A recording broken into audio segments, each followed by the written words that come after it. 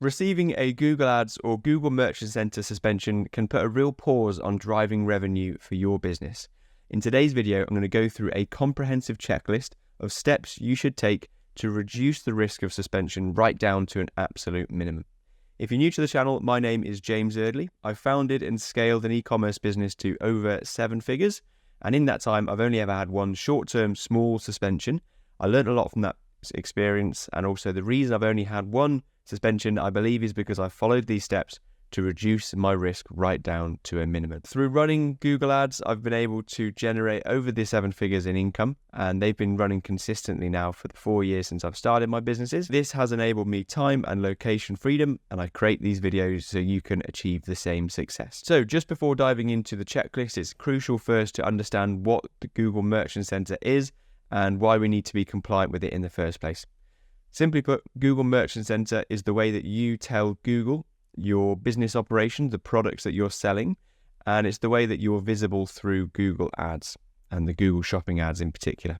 So the way that Google will judge you to see whether you're a trustworthy site and to get visibility over you as a business, they'll look at your Google Merchant Center account and they'll need to decide if you're trustworthy or not. Of course, this is all done with bots, but we need to make sure that we're playing the game and making sure that we're showing all of the right trust signals to Google so that they understand that you are a genuine business and you're not fraudulent. The key to avoiding suspensions, and you'll see this in the checklist coming up, is that transparency and consistency is key. So transparency in terms of providing all of your business information to Google Merchant Center and making sure that's all available on your website as well. And then consistency to make sure that all of the information on your website matches perfectly all of the information inside your Google Merchant Center account. Google Merchant Center and the Google bots will be crawling the website and your account to see if everything matches up. And if they think there's any inconsistencies between your website and Google Merchant Center, then they'll flag that and think that you are trying to represent a different business or you're not who you say you are. And then you'll be flagged with a misrepresentation account suspension. So with that said, let's dive into the checklist. So the first point on this checklist, and we'll go through them one by one, is firstly all about consistency. And it's at the top of the list because it's the most common reason that I see people have issues with account suspensions.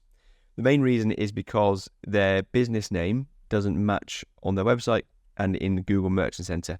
So you need to make sure that it's the exact same wording that you reference your business name on your website, both in your logo, at the top of your page, in your footer. Your business information needs to exactly match the information that you've got in your business Google Merchant Center settings. So if you go into your Google Merchant Center account, open up your business information and make sure that the information you've got there exactly matches all of the information you've got on your website. Next step is to make sure you have a detailed About Us page. So this is a page that we know that Google will crawl when you have a suspension, or before you have a suspension, to make sure that you are who you say you are. So if you have a detailed About Us page, and if you give some information about you as a business and you as a business owner, then that's going to really show the right trust signals to Google to make sure that they trust who you are, essentially. So you put a bit of a personal connection in there, that can really help and give the right trust signals to show Google that it's run by a real person. An active social media presence. Again, we know that Google goes on to check your Facebook and Instagram pages if you've got those links in your footer menu. And so if you've got an active page, and if you can show Google that clearly you have 10 followers and you've got a few organic posts that you've posted up there in the last few days, in the last few weeks, then Google will see that as more trust signals that this is a genuine business.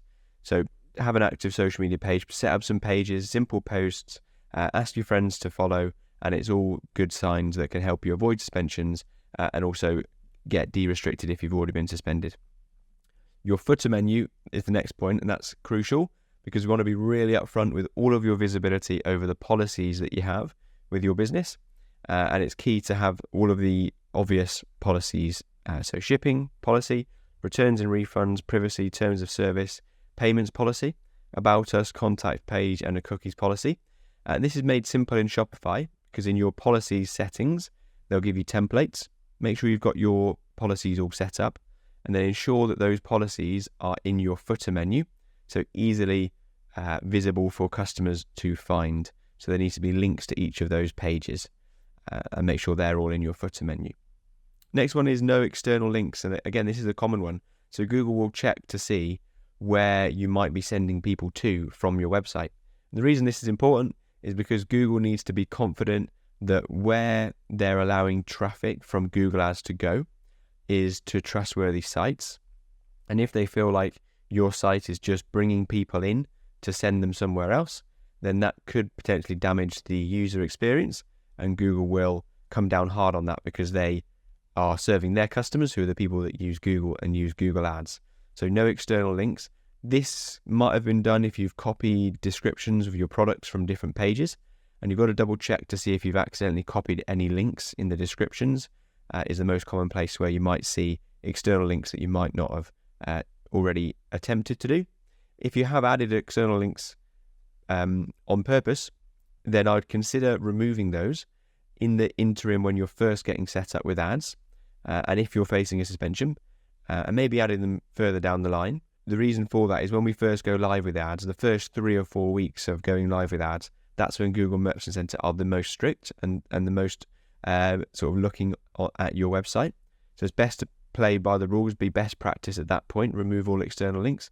And then what I've noticed is after the first 3 or 4 weeks of setting up your Google Merchant Center account, you then are able to do a few more things like adding external links. But Google is much more strict initially. And if you're facing suspension, again, best to do all the best practice things, make the manual review with Google Merchant Center, get somebody to look at it and tell them all the changes that you've made. Okay, next step, uniform letter cases. So this is, it feels like it's too nitpicky, but I've seen it cause suspensions. What this means is if you have a capital letter at the start of each word of your name. So for example, if your name is Prime Fitness Supplies, if you have a capital letter at the Prime Fitness Supplies, PFNS, are all capitals, then you need to ensure that that's also capitalized in your Google Merchant Center business information. It's cap sensitive, so have a look to see if they match perfectly. Another thing that catches people out is actually in the logo. If you have wording in your logo and you don't have the same capital letters reflected in the logo as in your Merchant Center information, it's another reason I've seen cause suspension. So have a look across everything, make sure it all matches perfectly. The next thing is related to consistency again, because we will add our shipping times and handling times into Google Merchant Center. So you need to make sure that that accurately reflects the shipping times that you're quoting to your customers on your shipping policy or on your product pages, and also in the actual shipping settings that you've got set up in Shopify. Make sure that they are reflecting the exact same time frames that you've put into Google Merchant Center to make sure there's consistency then with your shipping times. Next one is quite a simple one, obvious to gain trust with Google and to show that you're a genuine business, is to have a returns and refund policy very clear on your website, and it needs to be consistent with the returns and refund policy that you've entered into your Google Merchant Center account. So check the information you've provided to Merchant Center matches your return and refund information on your website.